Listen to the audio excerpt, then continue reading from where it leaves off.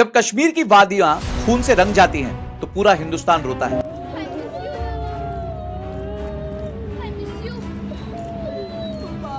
लेकिन अब रोने का वक्त नहीं, जवाब देने का वक्त है। दोस्तों, आज हम बात करेंगे उस काले दिन की जब पहलगाम में आतंकवादियों ने 26 मासूम टूरिस्ट की जान ले ली। आप बोले ना मुझे क्या बोलते भेलपुरी खाने पे हाँ, पति साइड में था, एक इंसान आया, उसने उसको गोली मार दी। यहाँ पे उसने बोला कि ये शायद मुस्लिम नहीं है, उसने उसको गोली मार दी। नहीं, आप टेंशन मत लो। अब बेटा आप यहाँ पे रहो, हम साथ में। मैडम, ये जो वहीद साहब है प्रेसिडेंट, आप टेंशन मत लो। मेरे पति को बचा लो। हम बचा देगा, कोई बात नहीं। ये सिर्फ एक अटैक नहीं था, ये हिंदुस्तान के खिलाफ एक जंग थी।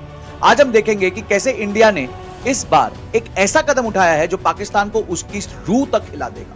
इंडस वाटर ट्रीटी को सस्पेंड करके हमने पाकिस्तान की अर्थव्यवस्था की लाइफलाइन को अपने हाथ में ले लिया। इस वीडियो में हम समझेंगे पहलगाम अटैक के पीछे का सच, इंडिया का जबरदस्त जवाब और सबसे important, Indus water treaty suspension से पाकिस्तान पर क्या लॉन्ग टर्म इकोनॉमिक इंपैक्ट होगा और इंडिया को क्या फायदे हो सकते हैं। अगर आप इंडिया की स्ट्रेटेजी समझना चाहते हैं तो इस वीडियो को एंड तक देखिए। आइए शुरू करते हैं। Section 1, Pahalgam attack, the horror. 22 अप्रैल 2025 को पहलगाम के बैसारन वैली में आतंकवादियों ने टूरिस्ट पर हमला कर दिया। 26 बेगुनाह लोग मारे गए, जिसमें से 25 भारतीय और एक नेपाली नागरिक शामिल थे। यह अटैक बहुत ही प्लान था। क्या हुआ था एग्जैक्टली? रिपोर्ट्स के मुताबिक आतंकवादियों ने स्पेसिफिकली हिंदू टूरिस्ट को टारगेट किया। उनसे पूछा गया, आप हिंदू हो या मुस्लिम हो, आप कलमा पढ़ के बताओ, पैंट उतार के बताओ। और जब उन्होंने जवाब दिया कि मैं हिंदू हूं तो उनको गोली मार दी। एक ने बोला कि मुसलमान अलग हो जाओ और हिंदू अलग हो जाओ, और हिंदू वाले जेंट्स को गोली मार दी। एक न्यूली मैरिड कपल, एक नेवी ऑफिसर और कई फैमिलीज जो सिर्फ कश्मीर की खूबसूरती देखने आए थे, उनका सफर वहीं खत्म हुआ। ये सिर्फ एक अटैक नहीं था, ये एक रिलीजियस टारगेटिंग थी। द रेजिस्टेंस फ्रंट TRF ने पहले रिस्पांसिबिलिटी क्लेम की, बाद में पलट गया, लेकिन इंटेलिजेंस रिपोर्ट क्लियर है, ये पाकिस्तान बेस्ड टेररिस्ट ग्रुप लश्कर तैयबा का एक नया चेहरा है। उनका मकसद क्लियर था, कश्मीर में टूरिज्म को तबाह करना और इंडिया के अगेंस्ट टेरर फैलाना। अब सवाल यह है, क्या हम फिर से बॉर्डर पर कैंडल्स जलाते हुए टीवी पर स्टेटमेंट्स देते रहेंगे या इस बार कुछ अलग करेंगे?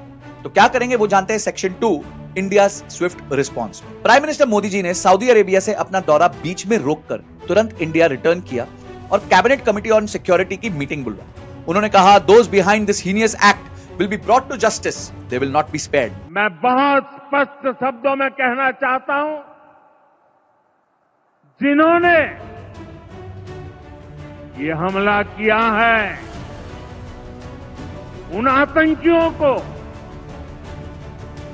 और इस हमले की साजिश रचने वालों को उनकी कल्पना से भी बड़ी सजा मिलेगी। इस बार इंडिया ने कन्वेंशनल रिस्पॉन्स से हटकर कुछ ऐसा किया है जो पाकिस्तान की इकोनॉमी को डायरेक्टली हिट करेगा। इंडिया ने 5 मेजर स्टेप्स लिए हैं। सबसे पहला स्टेप, इंडस वाटर ट्रीटी को सस्पेंड कर दिया। 1960 से चलने वाली ये ट्रीटी अब तक कभी रोकी नहीं गई थी, चाहे वो 1965, 1971 या 1999 का युद्ध हो, कभी भी इसको बंद नहीं किया।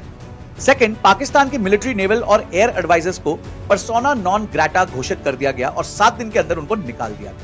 Third, SAARC visa exemption scheme के तहत पाकिस्तान के सिटीजन्स को 48 घंटे में भारत छोड़ने का आदेश दिया, जो थोड़ा सा बाद में एक्सटेंड हुआ। Fourth, India Pakistan border crossing Attari Wagah को बंद कर दिया गया।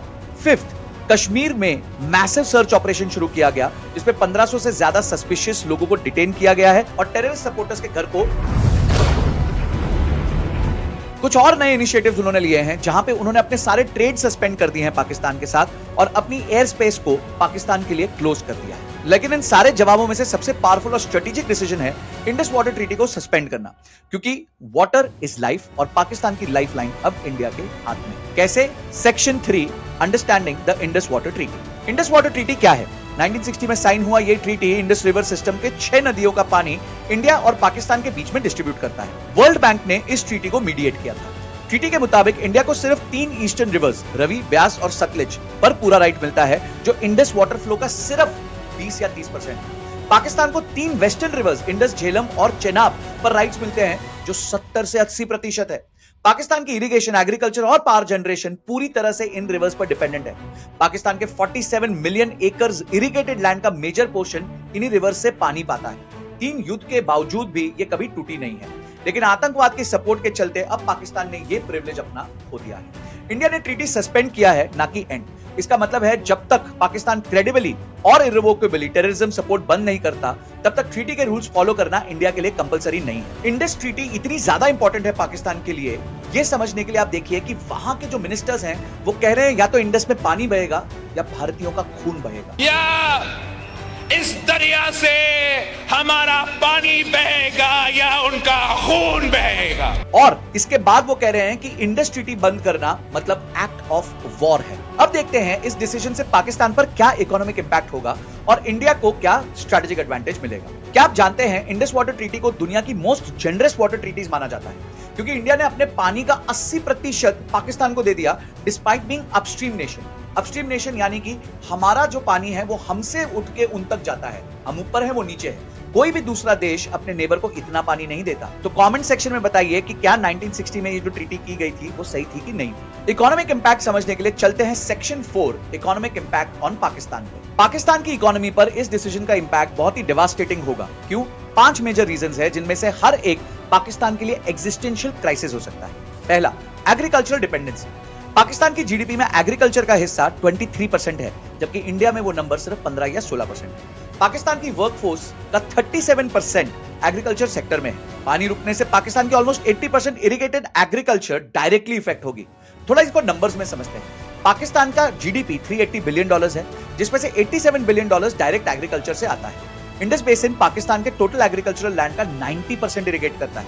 पंजाब का व्हीट बेल्ट और सिंध का कॉटन बेल्ट दोनों इंडस वाटर सिस्टम पर डिपेंडेंट है। पंजाब के फील्ड्स में खड़ी फसलें एक हफ्ता भी पानी के बिना नहीं रह सकती। सोच के देखिए, अगर आपके देश की इकोनॉमी 80% एक ही रिवर सिस्टम पर डिपेंडेंट हो और वो पानी कोई और रोक दे, क्या आप सर्वाइव कर पाएंगे? जवाब दीजिएगा कमेंट सेक्शन में।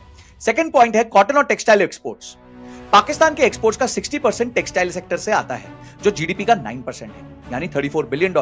कॉटन की खेती को पानी नहीं मिलेगा तो टेक्सटाइल इंडस्ट्री टूट जाएगी। 2022-23 में पाकिस्तान ने 4.3 मिलियन कॉटन बेल्स प्रोड्यूस किए। अगर पानी कम हुआ तो यह नंबर 1.5 मिलियन तक गिर सकता है, यानी कि 1/3 तक। जिसके कॉन्सिक्वेंसेस क्या होंगे? टेक्सटाइल मिल्स बंद हो जाएंगी, बहुत सारे लोग बेरोजगार हो जाएंगे और $20 बिलियन से ज्यादा का एक्सपोर्ट का नुकसान होगा। पाकिस्तान दुनिया के टॉप 5 कॉटन प्रोड्यूसर्स में से है, लेकिन सिर्फ पानी की वजह से इंडिया के पास डाइवर्स एक्सपोर्ट बास्केट है, पाकिस्तान के पास ये नहीं है। तीसरा पॉइंट आता है राइस एक्सपोर्ट्स। पाकिस्तान दुनिया में राइस एक्सपोर्ट्स में 4th नंबर पर है, $2.86 बिलियन का एक्सपोर्ट करता है, जो कि टोटल ग्लोबल मार्केट का 13%। पाकिस्तान के prime basmati rice growing areas Punjab का गुजरनवाला, सियालकोट और लाहौर डायरेक्टली इफेक्टेड होगा, क्योंकि ये चेनाब और झेलम रिवर्स पर डिपेंडेंट है। राइस की फार्मिंग में 4000 से 5000 लीटर पानी 1 किलो राइस प्रोड्यूस करने में लगता है। राइस की क्रॉप फेलियर का मतलब 11% कल्टिवेटेड लैंड यूजलेस हो जाएगी, $3 बिलियन का एक्सपोर्ट का लॉस होगा और 22 लाख फार्मर्स का रोजगार खत्म हो जाएगा। और अभी ये खत्म नहीं हुआ। चौथा रीजन समझिए, डेट और करेंसी क्राइसिस। पाकिस्तान का पब्लिक डेट ऑलरेडी जीडीपी का 74.3% तक पहुंच चुका है, यानी $282 बिलियन। इसको ऐसे समझिए कि एक घर की कमाई 10 लाख रुपए साल की है और उन पे 7.5 लाख रुपए का लोन चल रहा है। वो कैसे सर्वाइव करेंगे? IMF प्रोग्राम्स पर डिपेंडेंट है पाकिस्तान। सिर्फ 2024 में $7 बिलियन का डील साइन किया था। फॉरेन रिजर्व्स क्रिटिकली लो हैं, सिर्फ $8 बिलियन, जो 1 या 2 महीने के इंपोर्ट्स के लिए ही काफी। अगर एग्रीकल्चर से इनकम गिरी तो डेट और बढ़ जाएगा। पाकिस्तान रुपी पिछले 12 महीने में 30% डिवैल्यू हो चुका है। हम यहाँ भारतीय रुपी के सोचते हैं, सोचो पाकिस्तानी रुपी का क्या हाल है। अगर फूड इंपोर्ट करना पड़ा तो ये और गिर जाएगा। इनकी क्रेडिट रेटिंग ऑलरेडी B- है, वहां से CCC तक गिर सकती है, जिसके बाद इंटरनेशनल बोरोइंग ऑलमोस्ट इम्पॉसिबल हो जाएगी। और अब 5वां और सबसे बड़ा धक्का जो इनको लगेगा वो है power and industry collapse. Pakistan के मेजर डैम्स तरबेला, मंगला और नीलम झेलम सब इंडस रिवर सिस्टम्स पर ही बिल्ट है। इनसे पाकिस्तान को 9000 मेगावाट हाइड्रो पावर मिलती है, जो टोटल कैपेसिटी का 30% है। कम पानी मतलब कम बिजली। पाकिस्तान ऑलरेडी 12 घंटे की लोड शेडिंग फेस करता है। पावर के जो कॉस्ट है वो पिछले 2 साल में 150% बढ़ी है। इंडस्ट्री के पास ऑलरेडी 4 या 5 दिन सप्लाई नहीं होती है। इमेजिन कीजिए क्या होगा कि अगर ये और कम हो जाए। टेक्सटाइल मिल, शुगर फैक्ट्रीज और मैन्युफैक्चरिंग यूनिट्स बंद हो जाएंगी। सर्कुलर डेट $9 बिलियन से बढ़ जाएगा। अब इन सारी चीजों का डोमिनो इफेक्ट समझिए। फार्म्स में उपज नहीं होगी, फूड प्राइस बढ़ जाएंगे, इन्फ्लेशन शूट अप कर जाएगी, करेंसी डीवैल्यू होगी, इंपोर्ट करना महंगा हो जाएगा, ज्यादा इन्फ्लेशन हो जाएगी, सोशल अनरेस्ट होगा जो हमेशा रहता है, पॉलिटिकल इंस्टेबिलिटी और बढ़ जाएगी जो हमेशा रहती है। आज तक एक भी सरकार ने 5 साल पूरे नहीं किए। इन्वेस्टमेंट देश छोड़ के चला जाएगा, इकोनॉमी क्रैश हो जाएगा। ये एक विशियस साइकिल। अब आपको लगेगा ये सब ऐसी मनगढ़ंत कहानियां, तो एक रियल लाइफ एग्जांपल बताता हूं। 2022 के फ्लड्स में जब पाकिस्तान का 1/3 लैंड सबमर्ज हुआ था, फूड इन्फ्लेशन 46% तक पहुंच चुका था, जो कि भारत में 7 से 8%। अब अगर परमानेंट वाटर शॉर्टेज रही तो क्या होगा? पंजाब के फार्मर्स एसोसिएशन का कहना है इंडिया कैन स्टार्व अस। पाकिस्तान के पास स्टोरेज कैपेसिटी क्रिटिकली लो है। तारबेला डैम सिर्फ 11.9 बिलियन क्यूबिक मीटर स्टोर कर सकता है, जो मॉनसून फ्लोज के सिर्फ 30 दिन का इक्विवेलेंट है। इंडिया के पास 287 डैम्स हैं, वहीं पाकिस्तान के पास सिर्फ 150 है। ट्रीटी के बिना पाकिस्तान को फ्लड वार्निंग्स भी नहीं दी जाएंगी। इमेजिन झेलम पे अचानक से फ्लड आया और पाकिस्तान को पता ही नहीं चला।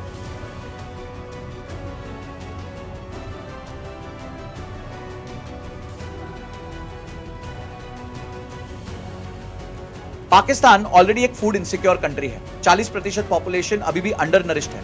वाटर शॉर्टेज से पहले से गरीब 39% पॉपुलेशन एब्सोल्युटली पॉवर्टी लाइन के नीचे चली जाएगी। यूएन के एस्टिमेट के हिसाब से वाटर क्राइसिस से 2 करोड़ लोगों को इंपैक्ट हो सकता है। पर अब इस सब चीजों में इंडिया को क्या बेनिफिट होगा, आइए समझते हैं section 5 strategic benefits for India. India के लिए यह डिसीजन सिर्फ इमोशनल रिस्पॉन्स नहीं, बल्कि एक multi dimensional strategic master plan है, वाटर, इकोनॉमिक्स और सिक्योरिटी को कंबाइन करने वाला। आइए इंडिया के बेनिफिट समझते हैं। सबसे पहला, water security and agricultural boost.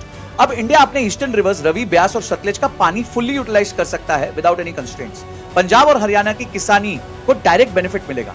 Shahpur कांदी डैम प्रोजेक्ट जो 1150 क्यूसेक्स पानी जेएनके के इरिगेशन के लिए डाइवर्ट करता है, जिससे 37,000 हेक्टेयर्स लैंड इरिगेट होती है। जेएनके के कथुआ और संबा डिस्ट्रिक्ट्स में किसानी रेवोल्यूशनलाइज हो जाएगी। और इंपैक्ट देखिए, नॉर्थ इंडिया में वाटर स्ट्रेस से जीडीपी का 2.5 से 3% का लॉस होता है। अगर ट्रीटी कंस्ट्रेंट्स हट जाएंगे तो हम ये बचा के अपनी जीडीपी को बढ़ा सकते हैं। सेकंड बेनिफिट जो होगा वो होगा हाइड्रो पावर रेवोल्यूशन का। इंडिया झेलम और चेनाब पर हाइड्रो प्रोजेक्ट्स डेवलप कर सकता है, जैसे किशनगंगा और Ratle dams, without any treaty constraints. इन रिवर्स पर इंडिया का total hydro power potential 20,000 megawatt का है। जेएनके ना सिर्फ पावर सरप्लस बनेगा, बल्कि नॉर्थ ग्रिड को पावर एक्सपोर्ट भी कर सकेगा। इमेजिन कीजिए, इलेक्ट्रिसिटी कॉस्ट 30 से 40% कम हो सकती है। इंडस्ट्री की कंपेटिटिवनेस बढ़ेगी। अमरनाथ यात्रा जैसे पिलग्रिमेज स्पॉट्स पर रिलायबल पावर सप्लाई मिलेगी, जिससे टूरिज्म मल्टीप्लाई होगा। Third point, strategic leverage and terrorism control. Water अब डिप्लोमैटिक स्ट्रेटेजिक वेपन बन गया है। पाकिस्तान के पास अब चॉइसेस लिमिटेड हैं, या तो टेररिज्म सपोर्ट करो या इकोनॉमी को बर्बाद करो। जैसे पुलवामा के बाद बालाकोट स्ट्राइक्स ने पाकिस्तान को कन्वेंशनल वॉरफेयर में घुटने टिका दिए थे, वैसे ही वाटर लेवरेज पाकिस्तान को इकोनॉमिक वॉरफेयर में सरेंडर करने पे मजबूर कर देगा। चौथा बेनिफिट जो इंडिया को होगा वो होगा border security enhancement. Western rivers जैसे कि चिनाब, झेलम बॉर्डर एरिया से गुजरती हैं। इन पर इंफ्रास्ट्रक्चर डेवलपमेंट से सिक्योरिटी फोर्सेस की मोबिलिटी और बॉर्डर सर्विलेंस इंप्रूव होगी। न्यू डैम्स के अराउंड बीएसएफ और आर्मी के एडवांस्ड पोस्ट एस्टैब्लिश हो सकते हैं, जहां से इन्फिल्ट्रेशन ऑलमोस्ट इंपॉसिबल हो जाएगी। वाटर फ्लो कंट्रोल से बॉर्डर फेंसिंग भी स्ट्रेंथन हो जाएगी। पांचवा बेनिफिट होगा Kashmir integration and development. Water project से जेएनके में 25,000 से ज्यादा डायरेक्ट जॉब्स क्रिएट होंगे। लोकल इकोनॉमी में 5,000 करोड़ रुपए का इंजेक्शन लग जाएगा। ये आर्टिकल 370 हटने के बेनिफिट्स को प्रैक्टिकली ग्राउंड पर उतारेगा। कश्मीर वैली का यूथ एनएचपीसी, इरिगेशन डिपार्टमेंट और वाटर मैनेजमेंट में अपना करियर बनाएगा और एक्सट्रीमिज्म से दूर और डेवलपमेंट की तरफ जाएंगे हमारे कश्मीरी भाई बहन। आपको क्या लगता है, क्या ये इकोनॉमिक स्ट्रेटजी टेररिज्म को रोकने में कामयाब होगी? कमेंट सेक्शन में जरूर बताते रहना। छठा बेनिफिट है जियो इकोनॉमिक पोजीशनिंग। वाटर की पावर से इंडिया ग्लोबल डिप्लोमेसी में और स्ट्रॉन्गर पोजीशन में आएगा। चाइना भी ब्रह्मपुत्रा, जिसे वो यारलुंग सांगपो कहता है, पर डैम्स बना रहा है। India has shown it can play the same game. SAARC में इंडिया का क्लाउड और बढ़ेगा।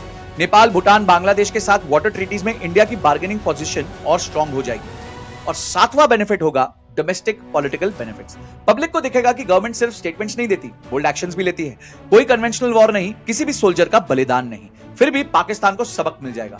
टेररिज्म का बदला इकोनॉमी से, ये एक मास्टर स्ट्रोक है स्ट्रेटेजिक थिंकिंग में। इंडस वाटर ट्रीटी सस्पेंड करने से इंडिया ने पाकिस्तान को इकोनॉमिक चेकमेट पोजीशन में डाल दिया है। उन्होंने टेररिज्म या एग्जिस्टेंस में से किसी एक को चूज करना होगा। ये पाकिस्तान की इकोनॉमी को रूह तक हिला देगा, while strengthening India's position in multiple dimensions. अब आगे क्या होगा? 3 पॉसिबल सिनेरियोज हैं। सबसे पहला, diplomatic pressure.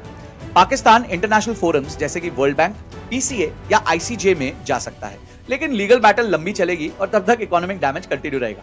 Second, terrorism reduction. Pakistan मजबूर हो सकता है कि बॉर्डर पार टेररिज्म कंट्रोल करे।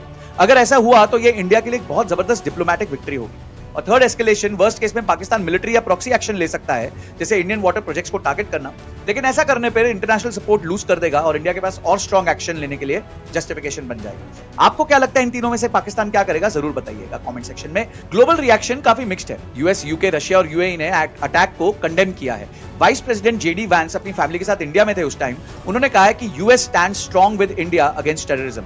लेकिन वाटर ट्रीटी सस्पेंशन पर अभी तक कोई स्ट्रॉन्ग इंटरनेशनल क्रिटिसिज्म नहीं आया है। तो दोस्तों, इंडस वाटर ट्रीटी सस्पेंड करना कोई छोटा कदम नहीं है। यह इंडिया की फर्म पॉलिसी का सिग्नल है। टेररिज्म का जवाब अब इकोनॉमिक कॉन्सिक्वेंसेस से दिया जाएगा।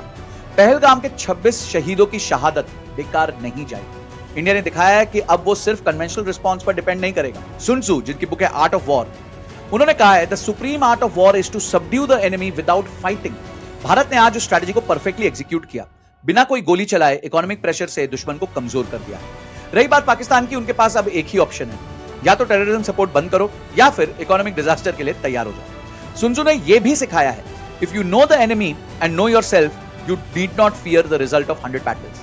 हम जानते हैं कि पाकिस्तान की सबसे बड़ी कमजोरी है पानी पर निर्भरता, और इंडिया ने उसी पर निशाना लगाया है। पानी की धारा शांत लगती है, लेकिन जब वो पलटती है तो सब कुछ बहा ले जाती है। पाकिस्तान, अब वक्त है बहाव के खिलाफ तैरने का या डूब जाने का। अगर आप चाहते हैं कि भारत और मजबूत बने और देश की पॉलिसीज और लोगों तक जाए, तो इस वीडियो को ज्यादा से ज्यादा लोगों तक फैला देना और कमेंट करके बताइए, क्या आप इंडस ट्रीटी को परमानेंटली एंड करने के पक्ष में हैं या सिर्फ सस्पेंशन तक चलेगा। और हां, चैनल को सब्सक्राइब करना मत भूलना, वीडियो को लाइक जरूर कीजिए अगर पसंद आई है तो। ऐसे ही पावरफुल एनालिसिस के लिए बेल आइकन को प्रेस करिए। मिलते हैं अगली वीडियो में। जय हिंद, जय भारत।